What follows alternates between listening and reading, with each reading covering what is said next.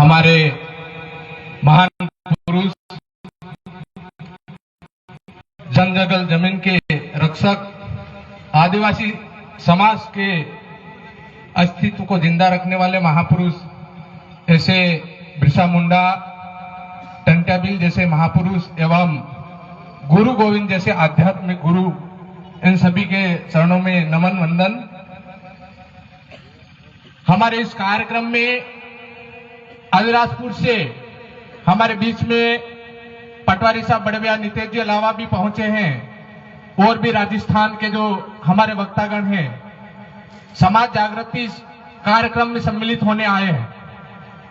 हमारे जिले के कर्मचारी अधिकारी, आकाश संगठन के जिलाध्यक्ष आप, पटवारी संघ के भी जिलाध्यक्ष आप दिलूलाल नीनामा सर, आकाश के ब्लॉक अध्यक्ष आप किशन जी चारल सर, कविता दीदी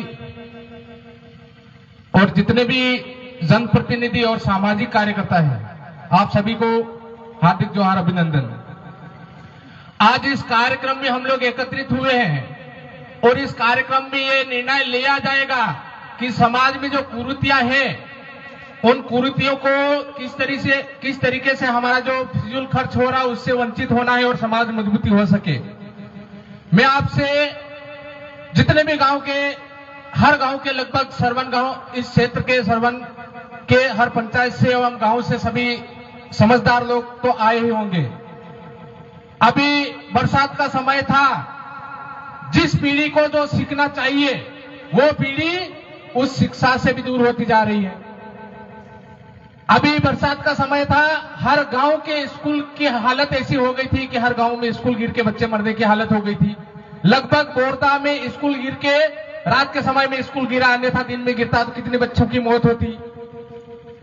एक साल में कंसिडेंसी के नाम पे 12,000 रुपए मरम्मत के लिए प्राथमिक विद्यालय में आते हैं, जिसमें एक गांव का व्यक्ति भी रहता है, उसकी समिति बनती है। लगभग एक साल में 12,000 का काम होगा तो भी स्कूल लगभग थोड़ा ठीक ठाक तो रहेगा। उस पे ध्यान देना है। गांव के जितने भी समझदार लोग हैं, आपको स्कूल में जाके ये भी पूछना है कि आपकी जो राशि अनिवार्य रूप से होती है उसका आपको, एक साल खिड़की लग गई, एक साल दरवाजा, तो थोड़ा बहुत काम होता ही है। दूसरी बात, आप एक संकल्प ले लो कि बाजार का जो भी लड़का है या लड़की है, विद्यार्थी है, स्कूल से उसकी छुट्टी होती है तो कोचिंग में जाता है, उसके बाद समय नहीं होता है। लेकिन हमारा बच्चा जैसे ही स्कूल से आता है, किताब दूर फेंकी तो उसको घर के काम में लगा दिया जाता है। उससे उसको दूर रखिए।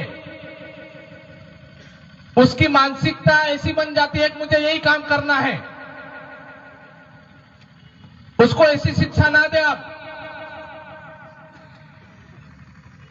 बाजार का लड़का इंग्लिश मीडियम स्कूल में पढ़ता है, 1 से 5वीं तक बच्चा इंग्लिश पढ़ना सीख जाता है। हमारे यहाँ 1 से 8 तक वाले को हिंदी तक नहीं आ रही, ये स्थिति है। अभी त्रैमासिक परीक्षा में हमने कापियां देखी थी,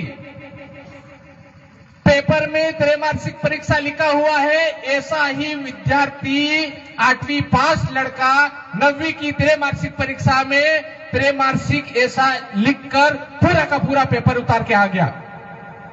स्कूल वालों से जब बात किया तो शिक्षक का कहना है कि हमारा जो सिलेबस है, हम लोग वो सिलेबस पढ़ाएंगे, अब किताब पढ़ाना सिखाएंगे तो सिलेबस छूट जाएगा, सिलेबस पढ़ाएंगे तो वो छूट जाएगा। जितने भी आदिवासी क्षेत्र में आदिवासी शिक्षक हैं, जिन लोगों को बाटल के बगैर पेन चालू नहीं होता, ऐसे शिक्षकों को नौकरी करने का अधिकार है क्या? उनको घर बैठ जाना चाहिए, शर्म आना चाहिए कि हमारा समाज का बच्चा हिंदी तक नहीं पढ़ पा रहा है और आप बिना बाटल का पेन नहीं चल रहा है। ऐसे शिक्षकों की आप सूची बनाए, अवगत करवाए, ऐसों पर तत्काल कार्रवाई करवाएंगे। आने वाली पीढ़ी आपकी अगर बचेगी तो वहीं से मजबूत होना है। अन्य बातों पे अन्य वक्ताओं ने बात की है, दहेज, दारू प्रथा, जितने भी नौतरे जो चलते हैं उस पर आपको मंथन करना ही करना है। लेकिन आपको ये प्रण लेके जाना है कि 1 से 5 तक के जिस स्कूल में किताब पढ़ना नहीं आ रही है, ऐसे शिक्षक पर भी कार्रवाई होना चाहिए। 1 से 5 साल बहुत होते हैं, लेकिन 5 साल के अंदर लड़का किताब पढ़ना भी नहीं सीखा तो शिक्षक ने क्या सिखाया। हर गांव में ये जाकर जनप्रतिनिधि लोग भी हमारे हैं, सरपंच लोग भी हैं, सामाजिक कार्यकर्ता हैं और अन्य समझदार साथी हैं और विद्यार्थी भी हैं। आप इस चीज को नोट करें, जाए स्कूल में देखें कि वास्तविक स्थिति क्या चल रही है। अभी हमारा बच्चा गांव से अच्छे स्कूल में पढ़ने के लिए जाता है तो उसका एडमिशन नहीं दिया जाता है। जब स्कूलें लगती तब बहुत समस्या आती, बोले कि आपके गांव में हमने स्कूल खोल के दे दिया, सत्य बात है, शिक्षक दे दिया, सत्य बात है, लेकिन उसकी पढ़ाई हो ही नहीं रही है। तो जो पढ़ाई शहर में होती है, अन्य बाजार में होती है, अच्छी समय का ध्यान रखें, वो ऐसी पढ़ाई हमारे क्षेत्र में भी होने चाहिए। आप इस चीज का ध्यान रखें और अन्य बातों पे और भी वक्ता है बात रखेंगे।